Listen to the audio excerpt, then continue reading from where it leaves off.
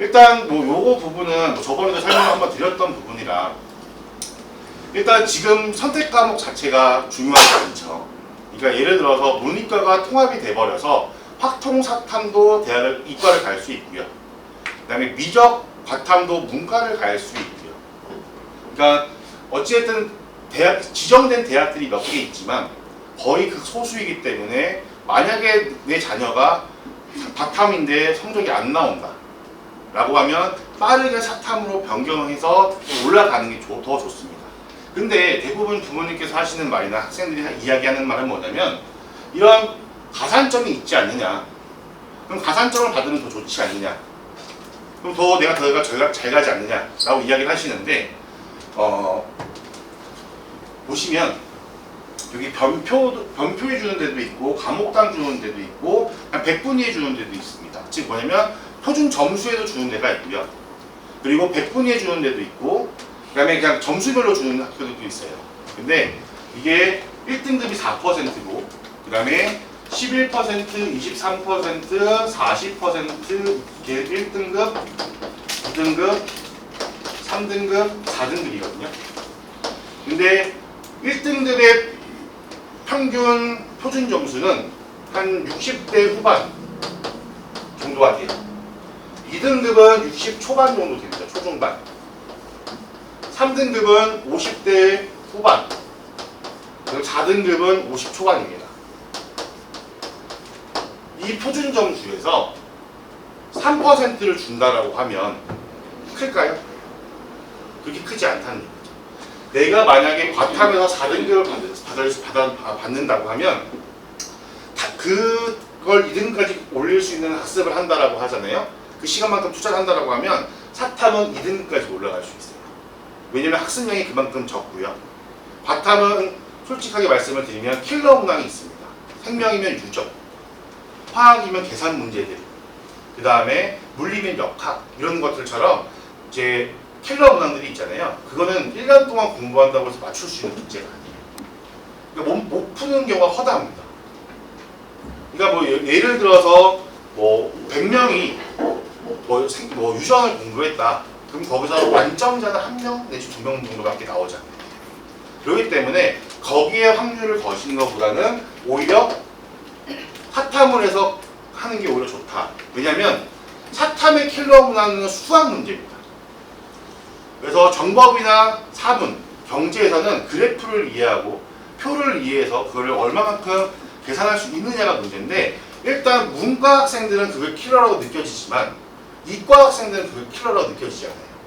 왜냐하면 수학적인 사고의 영역이 달라요. 그래서 충분히 해낼 수 있거든요. 그래서 만약에 혹시나 안 된다라고 하면 빠르게 바꿔보는 것도 방법이 될 수는 있는데 그래도 학생이 그래도 대부분 전제는 이겁니다. 고등학교 때 한 번은 배워봤어야 해요. 내신으로서라도 한 번은 배워봤어야 얘가 맞나 안 맞나 확인할 수 있어요. 근데 만약에 뭐 과중이라서 사탐을 아예 배우지도 않고 과탐만 다 배웠다. 그럼 사탐에 맞는지 안 맞는지 모르잖아요. 그럼 절대 하면 안 돼요. 그래서 이런 부분들이 좀 있어서 뭐 혹시나 사탐을 해봤고 내가 내신으로 좀 잘 받았다라고 하면 조금 이제 변경하는 것도 방법이다. 그래서 대학을 좀 더 높게 갈 수 있게끔 만드는 거다라고 보시면 됩니다. 근데 어쨌든 둘 다 바꾸는 게 아니고 하나만 자신 있는 과목은 냅두고 내가 제일 자신 없는 거 공부를 해도 안 오르는 과목들이 분명 존재해요. 어떤 학생은 그게 지구과학이 될 수도 있고 어떤 학생은 그게 생명이 될 수도 있고 이게 물리가 될 수도 있고 화학이 될 수도 있는데 여튼 그 안 오르는 과목 한 개만 바꾸기 때문에 이 가산점 하나는 받는다는 얘기. 그리고 어차피 수학은 확통이 아니라 미적이잖아요. 이과니까. 그러면 또 수학에 대한 가산점을 받게 되는 거죠. 그러니까 큰 차이가 나지 않는다. 이게 내가 대학 갈 때 크게 영향을 받지 않는다라고 보셔도 됩니다. 그래서 한번 확인을 해보시고 학생들과 좀 의논을 해볼 필요는 있다라고 보시면 됩니다. 그리고 이제 뭐 학교폭력 조치사항 이런 것들이 있긴 한데 뭐 논술이나 수시 쓸 때 뭐 정시 쓸 때도 있긴 해요. 근데 그렇게 크게 막 엄청 저희 반은 논술이기 때문에 딱 뭐 교과나 이런 건 필요 없고요. 논술 대학인데 논술은 그렇게 많지 않습니다. 그래서 요거는 그냥 올해 입시 이슈라서 한번 보여드리는 거고 넘어가겠습니다. 일단 저희가 이제 논술을 이제 정말 이제 현실이 됐고 저희 반에서 최소 논술이 한 40명 이상은 논술 지원을 하게 되거든요. 상담해본 결과 한 3, 40명 정도 논술을 쓴다라고 이야기를 했었어요. 그리고 관심이 있었고 9월 모의고사 이후부터 시작하는 학생들도 있겠지만 지금부터 시작하는 학생 아니면 학기 초부터 학원 학기 초부터 시작했던 학생들이 있어서 말씀을 드리자면 인문 논술 같은 경우는 솔직히 말씀드리면 책을 많이 읽은 학생들한테 유리해요. 그리고 좀 여학생들한테도 좀 유리하고 왜냐면 글 쓰는 능력이 좀 다르잖아요. 근데 어찌됐든 문과는 가장 선호하는 학과가 어딜까요? 경영, 경제, 미디어, 뭐 정치 외교 뭐 정도지 않을까요? 뭐 심리학과, 사범대는 솔직히 다들 싫어하더라고요, 학생들 요즘엔. 그래서 대부분 좋아하는 학과가 상위권 학과잖아요. 그럼 이과는 어딜까요? 기계, 뭐 전자, 화공, 생명공, 뭐 소프트웨어, hóa工 이런 데이지 않을까요? 그렇죠? 근데 보시면 아시겠지만 지금 보시면 이게 인하대학교에서 발표한 자료거든요. 보시면 68.29입니다. 그러니까 오후 논술로서 논술 시험지가 다른 게 아니에요. 똑같습니다. 근데 높은 학과들의 논술 평균 점수와 낮은 학과들의 논술 평균 점수가 15점에서 18점 정도 차이가 납니다. 그러면 이게 합격률을 1%라도 올리고 싶으면 좀 낮은 학과를 쓰는 게 맞아요. 근데 이게 요즘에는 자연계열 학생들도 마찬가지지만 인문계열도 마찬가지고요. 대학을 가서 복수 전공은 필수라고 합니다. 이게 그래야 융합형 인재를 뽑는 것 자체가 기업에서도 이제 그렇게 이루어지고 있기 때문에 한 개의 전공만으로 취업이 어렵다. 그래서 2개 이상의 전공, 2개 정도의 전공을 해줘야 학생들이 선발하기 좀 좋다라고 이야기를 들었고 지금 현재 대학교 재학하는 제자들한테 들은 얘기거든요.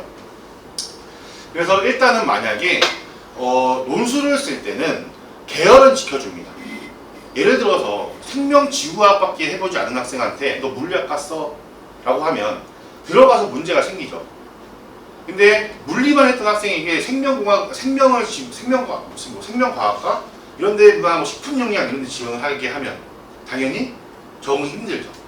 그래서 어느 정도 계열은 지켜주는데 그래도 낮게 쓰는 수밖에 없다라고 보시면 됩니다. 이유는 합격할 확률을 높이는 거고요. 논술은 대박나기 위해서 쓰는 게 아니고 수능을 혹시나 망치는 경우를 대비해서 보험으로 들어오는 거예요. 그러니까 예를 들어서 인하대 갈 수 있는 학생이 성대, 서강대를 쓰는 게 아니고요. 인하대 갈 수 있는 학생이 인하대부터 위로, 인하대보다 비슷한 대학 위주로 원서를 넣어놓는 겁니다. 그래서 가장 베스트는 내가 수능을 봐서 논술 지원한 대학에 시험을 보러 가지 않는 것. 이게 가장 베스트라고 보시면 돼요. 그러니까 예를 들어서 제가 논술을 썼어요. 근데 만약에 제가 높게 다 써놨습니다. 서강대, 성대, 고대, 뭐 다 연대, 뭐 한양대 이렇게 써놨어요. 근데 제가 수능이 평균적으로 인하대 정도 나왔다라고 보면요. 얘가 망치잖아요. 혹시 모르잖아요. 얘가 혹시나 무너지는 순간 여기를 싹 다 못 가게 돼요.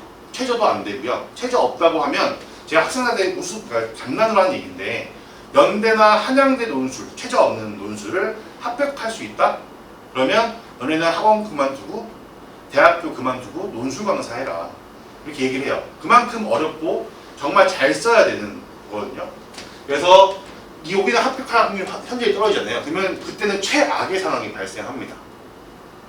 근데 만약에 내가 인하대를 갈 수 있는데 뭐 한 건대 정도나 숭실대, 뭐 국민대 정도 써놓고 인하대 근처인 대학, 광운대학교, 뭐 서울과학기술대학교 뭐 이런 데로 논술을 써놨다라고 하면 만약에 최저가 없는 대학도 포함이 되어 있고요. 최저가 낮은 학교들도 포함이 되어 있기 때문에 망쳤을 때를 대비할 수 있어요. 내가 인하대를 갈 수 있었는데 만약에 충북대를 가야 된다. 충북대 성적이 나왔어요. 그럼 논술로 역전을 내가 갈 수 있었던 대학에 시험을 보러 가는 거잖아요. 그렇기 때문에 이렇게 내가 갈 수 있는 대학 라인에서 시작을 하는 거다라고 보시면 돼요. 그래서 논술은 가장 좋은 거는 수능이 끝나고 나서 보러 가지 않는 것. 못 가는 건 아닙니다. 절대 안 되고요.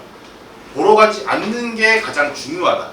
그래서 원서 지원은 아마 그렇게 지원을 하는 게 베스트다라고 보시면 돼요.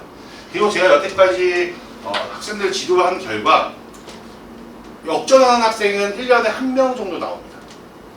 근데 그게 뭐 저희 말이 되지 말라는 법도 없고 다른 말이 되지 말라는 법도 없지만 그 확률에 맡기기에는 너무 모험이다. 대신 자기 라인에 맞춰서 써놓으면 이게 교육 과정 자체를 무시할 수는 없거든요. 그러니까 교육 과정에서 내가 받는 성취도 있잖아요. 이 성취도를 무시할 수가 없어요. 왜냐하면 그 대학에 쓰는 학생들이 대부분 저랑 비슷한 학생들이 원서를 넣을 거 아니에요. 그럼 거기서 우열을 가리는 건데 만약에 내가 인하대를 가는데 성대랑 붙는다. 그럼 얘네를 이길 수 있는 확률은 현저히 떨어지죠. 그래서 이렇게 말씀을 드립니다. 그리고 이제 모의고사 성적표 혹시 다 받아보셨나요? 학생들이 잘 안 주죠. 아마 거의 한 번도 못 받아보신 부모님도 계실 거고요. 뭐 매번 받는 부모님도 계실 거고 하겠지만 이건 등급, 즉 부모님이 보시는 부분만 체크한 겁니다. 등급과 석차. 딱 이것만 보고 학생들한테 뭐라고 하시죠? 이게 등급이냐? 이게 점수냐? 도대체 공부하고 있는 거냐? 이런 말들을 많이 하세요. 그런데 저희가 봐야 되는 거, 즉 학생들이 봐야 되는 거, 부모님들이 봐야 되는 부분은 딱 여기입니다. 즉, 세 번째 페이지인가에 보시게 되면 국어, 수학, 영어, 평가 요소별 상세 분석이라고 나오게 되는데 여기 보시면 이 별표가 내 위치가 되고요. 여기 막대 그래프 보이세요? 이 막대 그래프가 전국 평균이에요. 그러니까 이 토스 모의고사를 봤을 때 뭐 2만 명이 봤다. 그럼 2만 명의 평균치가 나오는 거고요. 이 별은 제 표시죠. 내 위치죠. 그러면 여기에 위치해 있고 막대 그래프가 여기까지 되어 있어요. 그러면 문학을 공부할 필요가 있을까요? 문학보다 뭐가 더 시급할까요? 국어에서는 매체가 되겠죠. 거의 비슷하니까. 그리고 수학은 이해 능력은 올라가 있어요. 얘만 공부를 하면 될까요? 얘는 좀 내버려 두고, 즉 계산 능력이나 추론 능력이나 문제 해결 능력, 요 파트를 문제를 좀 더 연습을 해야겠죠. 그래서 내가 어디가 부족한지, 제가 항상 학생들한테 하는 말인데 모의고사 보고 등급이 뭐가 중요하냐? 이거는 어디까지나 과정이고 수능 때 잘 나오면 된다. 아까 제가 그 그래프 보여드렸죠. 어떻게 올랐다가 떨어졌다 올랐다 떨어졌다 하는데 올랐을 때는 부모님들께서는 별말 하지 않아요. 너무나 당연한 얘기니까. 몰라야 되는 얘기고. 근데 떨어지면 부모님들께서는 이제 학생들한테 이게 점수냐부터 시작해서 이제 그만둬라. 이런 얘기를 많이 하신다고 제가 얘기를 들어서 그런 부분들만 좀 유의하셨으면 좋겠어요. 그러니까 뭐냐면 모의고사 보고 요거를 체크하셔서 내 자녀가 어느 부분이 부족하고 어느 부분을 잘하고 있구나. 그래서 어디를 내가 더 봐줄, 어디를 잡아주면 되겠구나. 아니면 이 부분을 잡기 위해서 어떻게 노력하면 되겠구나. 이런 것들을 고민해 보시는 게 오히려 훨씬 더 좋습니다. 그리고 자습 시간 활용 다 받아보시나요? 네. 이거는 좀 정확하게 아셔야 되는데 여기 보시면 어떤 학생이 뭐 40시간을 학습할 수 있다. 일주일에. 어떤 학생이 한 40시간을 학습을 할 수 있다라고 말씀을 드리면 대부분 저는 학생들한테 이렇게 얘기를 해요. 7대3 비율로 공부를 해라. 이거는 뭐 절대적인 건 아니고요. 그냥 절대적인 건 절대 아닙니다. 7%, 그러니까 70%는 국어와 수학이 될 거예요. 그 다음에 30%는 영어와 탐구가 됩니다. 그럼 계산하기 편하게 그냥 50시간으로 얘기를 할게요. 그러면은 50에 70%면 35시간이 되죠. 그 다음에 30%면 15시간이 됩니다. 그럼 국어가 15시간, 수학이 20시간, 영어가 5시간, 탐구가 10시간 정도 돼요. 탐구는 두 과목이기 때문에 5시간, 5시간씩 해서 일단 이렇게 비율을 맞추라고 하는데 근데 이럴 수 있죠. 어떤 학생은 수학을 너무 잘해요. 국어를 너무 못하는데 수학만 이렇게 많이 하게 되면 나머지 과목이 안 오를 수 있잖아요. 그리고 국어 수학은 되게 잘하는데 영어 탐구를 못하는 학생들이 존재해요. 그러면 국어 수학만 계속 이렇게 하고 있으면 얘네가 안 잡히죠. 그래서 일단 점수대별로 달라지긴 하지만 어찌됐든 35시간인데 15시간. 만약에 전반적으로 거의 동일하다는 전제하에 이렇게 공부를 해야 된다 이야기를 해요. 근데 이거보다 중요한 건 뭐냐면 내 자녀가 50시간을 학습했다. 이번 주에 다음 주도 50시간이냐 아니면 20시간이냐 어떻게 매주 달라지느냐가 더 중요해요. 만약에 50시간이라서 6월 첫째 주, 둘째 주, 셋째 주, 넷째 주가 50, 50, 50, 50이면 잘하고 있는 겁니다. 근데 50시간이었다가 아파서 20시간밖에 공부를 못했어요. 그리고 다음 주도 몸이 안 좋아서 20시간밖에 공부를 못했어요. 그리고 그 다음 주는 다시 50시간입니다. 그러니까 이렇게 굴곡이 있으면 절대 성적이 향상되기 힘듭니다. 그래서 일단 어느 정도 추이를 지켜내고 있느냐. 왜냐면 어떤 학생은 수업을 많이 듣게 되고요. 어떤 학생은 수업을 조금 듣고 자습을 더 많이 선호하는 학생들이 있어요. 근데 그 학생들마다 절대적인 양은 다르기 때문에 내 자녀가 40시간이 최대치면 그게 최대치인 겁니다. 50시간이면 50시간이 최대치고요. 근데 만약에 이럴 때 있잖아요. 이게 시즌별로 좀 달라지긴 하지만 뭐 5월이나 6월 달에 60시간이 지켰네? 그럼 이 학생은 50시간이 최대치가 아니었던 거죠. 그럼 몇 시간이 최대치일까요? 60시간. 그럼 거기서 플러스 마이너스 5시간은 뭐 줄어들 수도 있고 늘어날 수도 있고 그거는 괜찮지만 그 이상이 줄어들거나 그 이상이 늘어나면 뭔가 이상하다 라고 생각하시면 됩니다. 그리고 그 안에 보시면 등급이다 이렇게 나오긴 하는데 이런 거는 신경 안 쓰셔도 됩니다. 대부분 등급에 눈이 많이 가잖아요. 이건 절대 신경 쓰지 마시고요. 자습 시간의 추이만 보시면 됩니다. 그 다음에 특히 요즘에 이제 지금이 가장 위험한 시기라고 보시면 돼요. 지금부터 9월 모의고사까지. 그러니까 가장 위험한 시기고 가장 힘든 시기고 학생들이 가장 짜증을 많이 내는 시기다라고 보시면 되는데요. 이유는 체력이 많이 떨어졌어요. 그러니까 저희 반에서 지금 저희 반이 76명입니다. 솔직하게 말씀을 드리면 76명에서 한 50명이 12월 1월부터 시작한 학생이고요. 나머지 한 20명 정도가 이제 3월, 4월, 5월에 들어온 학생입니다. 그러니까 만약에 3, 4, 5에 들어온 학생들 같은 경우는 시작한 지 얼마 되지 않았기 때문에 성적이 당연히 안 오르고 많이 올라갈 일이 없죠. 근데 12월, 1월부터 시작한 학생들은 정말 위험한 것 중 하나는 체력이 많이 떨어져서 이때 지치면 그냥 포기해버리게 됩니다. 작년에도 4명 정도 학생이 9월까지 잘 버텨내다가 9월 이후에 무너지기 시작해서 수능을 포기해버렸어요. 그러니까 얘는 9개월 동안 뭐 돈도 돈이지만 투자한 시간과 노력이 다 날아간 거죠. 그래서 이 체력이 떨어지기 전에 조치를 해주셔야 되기 때문에 저번에도 말씀을 드리긴 했던 것 같은데 링거 같은 거 있잖아요. 뭐 학생들이 운동할 시간도 없고 그렇다고 해서 뭐 햇빛을 볼 수 있는 시간도 없고 그렇다고 해서 뭐 학생들이 스트레스 풀 수 있는 시간도 없잖아요. 그러다 보니까 뭐 링거라든지 좀 영양제를 맞춰서라도 좀 체력을 유지할 수 있게끔 그리고 지금 학생들이 가장 예민하기 때문에 성적과 관련된 질문은 최대한 피하시는 게 가정의 불화를 막을 수 있는 이유 중 하나입니다. 그래서 비타민이나 이런 것들도 잘 챙겨주시면 좋고요. 그리고 햇빛을 못 보기 때문에 비타민 D 같은 것도 먹여주시면 좋고 그 다음에 분기별로 한 번 내지 한 2달 정도에 한 번 정도는 링거 같은 거 맞춰주시면서 체력 관리할 수 있게끔 해주시면 좋고요. 그리고 이제 저희 반 운영 방법인데 간단하게만 설명드리겠습니다. 저번에 했기 때문에 저희는 탐구 같은 과목은 백지 복습을 제출하게 해요. 근데 솔직히 말씀을 드리면 이 점차 인원들이 줄어들고 있죠. 처음에는 한 30명, 40명이 제출했다가 이건 강제는 아니고 자율입니다. 30명, 40명이 제출하다가 지금은 한 20명 정도대. 그 다음에 제가 다시 한번 종례 시간 때 강조를 하게 되면 다시 한번 늘어났다가 다시 또 줄어드는.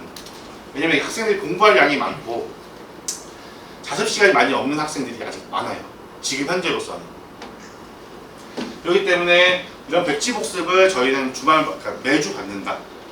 그래서 하고 있는지 여쭤보신 다음에 무조건 제출할 수 있게끔 저도 얘기할 테니까 부모님들께서 너 150씩 하고 있다는데 내니? 안 내는데요? 하면 제출해라 라고 이야기만 해주시면 좋을 것 같아요. 그리고 저희는 일주일에 한 번씩 모의고사를 치르게 되고요.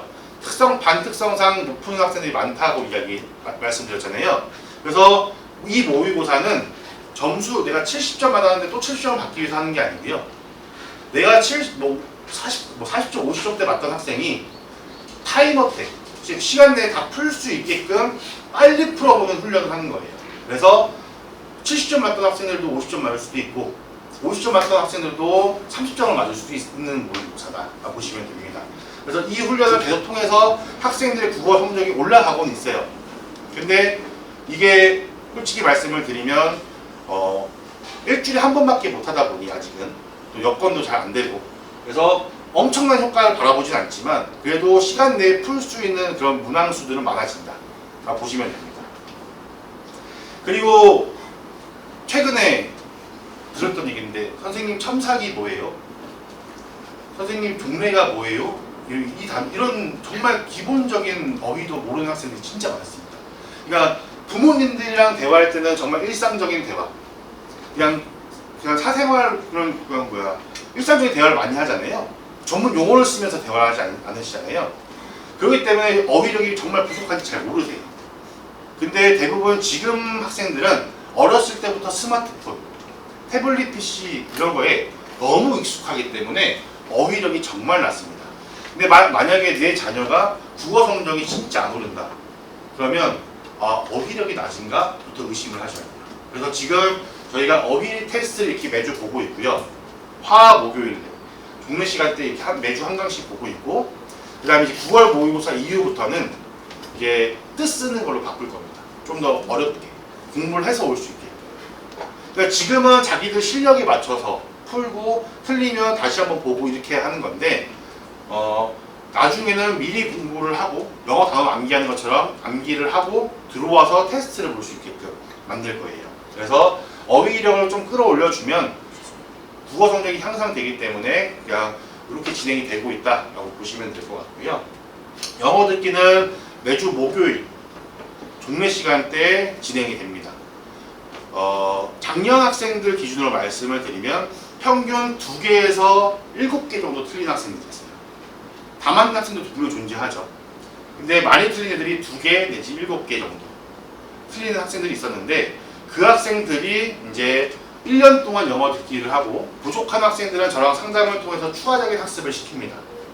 그랬을 때 다 맞거나 아니면 1개 내지 2개 정도밖에 틀리지 않아요. 그래서 엄청 많이 늘어난다는 얘기죠. 그래서 영어 듣기를 일주일에 한 번씩 진행하고 있다라고 보시면 되고요. 그리고 저희가 이제 워드마스터라고 해서 영어 단어책이 있습니다. 저희가 1강부터 50강까지 이미 다 한 번 2번 정도 외웠고요. 그리고 이제 플러스 단어가 포함이 돼서 다시 한 번 또 외우고 있는 상태예요. 그래서 지금은 플러스 단어 테스트는 종례 시간대 월, 수, 금 진행이 되고 있고 전범위 테스트는 한 달에 2번 정도 1강부터 50강까지 해서 뽑아냅니다. 그래서 그걸 테스트를 보고 있다. 그래서 영어 단어를 계속 꾸준하게 복습할 수 있게끔 이건 수능 끝날 때까지 진행이 될 거다라고 보시면 됩니다. 그리고 이제 현장 강의 무한 패스 시청이라고 있는데요. 이건 뭐냐면 제가 수학적인 부분에 저도 문과였기 때문에 이렇게 수학을 학생들 봐줄 수 있는 수준이 아니에요. 그래서 일단 학생들이 학습을 하고 있는지 무한 패스면 무한 패스, 인강이면 인강 시청한 것들을 저한테 보내게 되고 제가 확인을 하게 됩니다.